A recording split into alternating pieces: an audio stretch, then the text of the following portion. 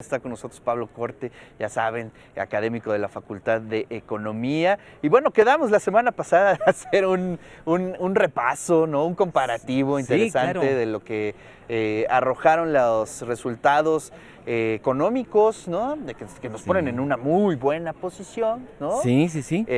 La tercera economía más, digamos, pujante, ¿no? Que crece más en el mundo, la economía número 11 en el Sí, mundo. Y bueno, efectivamente. pero habría que analizarlo, habría que cruzarlo con términos de la disminución de la pobreza, Así temas que es. son muy importantes, doctor. Así es, fíjate que no es la primera vez que México tiene estas tasas de crecimiento.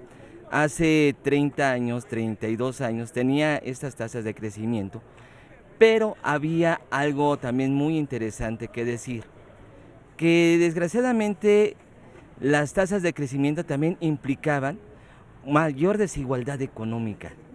Eso es lo que habría que determinar.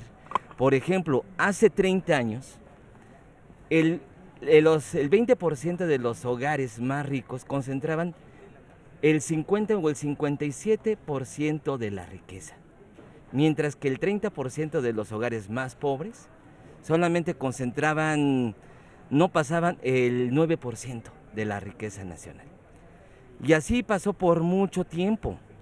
De hecho, algo muy interesante, hace 20 años también se tuvieron tasas de crecimiento económicos muy importantes y el 20% de los hogares más ricos concentraban el 60% de la riqueza y el 30% de los hogares más pobres no alcanzaban el 9%.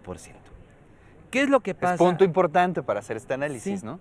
sí, sí, sí, o sea, no por tener crecimiento económico estamos en una mejor posición, Claro. ¿sí?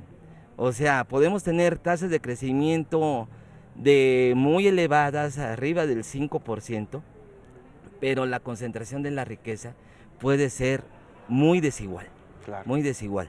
Aquí lo interesante es que en estos años, en estos últimos resultados,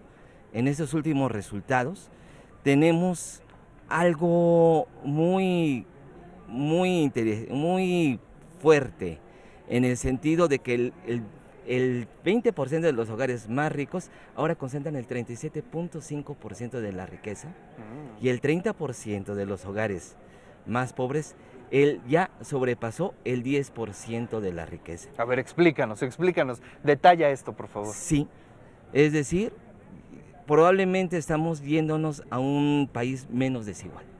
Bueno, pues son muy buenas Esas noticias. pueden ser muy buenas noticias, aunque hay que decirlo, lo dijo el presidente, las tasas de crecimiento que tenemos todavía no son suficientes para Claro. combatir esa pobreza. Bueno, sabemos que es un tema que tiene muchos años de Sí, atraso, ¿no? Pero creo, bueno, no sé, que tú eres el especialista en economía, ¿se había visto un escenario así no se había visto un escenario así en años? en años, en décadas, Ujú. ¿sí? Muy interesante es que muchos estados, por ejemplo Oaxaca o Quintana Roo, han tenido tasas de crecimiento muy elevadas porque se le han apostado mucho a esos estados, a los estados del sur y a los estados del sureste se le está apostando mucho, a Claro. unos con el Tren Maya y otros con los apoyos al campo que definitivamente son muy importantes. Pero deja destacar algo también muy importante, que muchas de las áreas que están creciendo tuvieron muy importancia a raíz de precisamente de la pandemia, fue el sector de los alimentos. Órale. Sí, fue el sector de los alimentos, porque fue un sector que tuvo mucho dinamismo, ya sea a través del mercado electrónico como sea. La industria de los alimentos tuvo una importancia mucho más importante que incluso la agricultura o el petróleo. ¿Sí? Órale. Sí, O esa es muy así. buena noticia Sí, también, porque también fue una estábamos buena en noticia. términos Ajá. de alimentación, bueno, más bien de producción de alimentos Sí, muy atrás, sí, ¿no? así es. Y ha sido de las que más crecimiento económico ha tenido junto, fíjate, cultura y petróleo. Ah, caray. Cultura. A ver, Cultura tiene una cuéntanos. tasa de crecimiento en el año 2021, después de una pandemia que que tiró la cultura por no considerarla fundamental, elemental dentro del esquema Ujú. económico, para 21 tuvo un crecimiento del 7.5%. ¿En qué aspecto? ¿Sabes en qué ramas? El que más cine, creció, el que más creció fue música y conciertos. música y conciertos. Sí, Órale. música y No, pues sí, conciertos. después de estar 2 años encerrados, pues lo primero que quieres Sí. es un buen concierto, ¿no? Sí, y después de ahí las artes audiovisuales, Mm. incluyendo teatro. Teatro. Órale, pues qué interesante. Sí. Pues su 7% es increíble que haya subido. Sí. Y eso nos vamos a dibujar un poco lo que se le llama la economía naranja, ¿no? Que tiene Sí. que ver con el desarrollo de las Sí, sí, perspectivas artísticas, Sí. las artesanías, todo este es, tema, ¿no? así es. Y fíjate que tiene la cultura el mismo grado de importancia hoy que la agricultura. Oye, pues Fíjate. interesantísimo Sí. las estadísticas que nos estás comentando el Sí, día de hoy, ¿eh? fíjate, o sea, es algo que suena muy, muy interesante. Ojalá viéramos a Puebla en esos primeros lugares, ¿no? Bueno, ahí está cultura, Guau. petróleo, industria de alimentos y agricultura. Eso es el porcentaje de crecimiento De que hubo. crecimiento que hubo del 20 al 21. Ahora se está esperando el dato de cultura para el año 22, que seguramente sale para el siguiente mes. Oye, pues me da mucho gusto lo que estás platicando.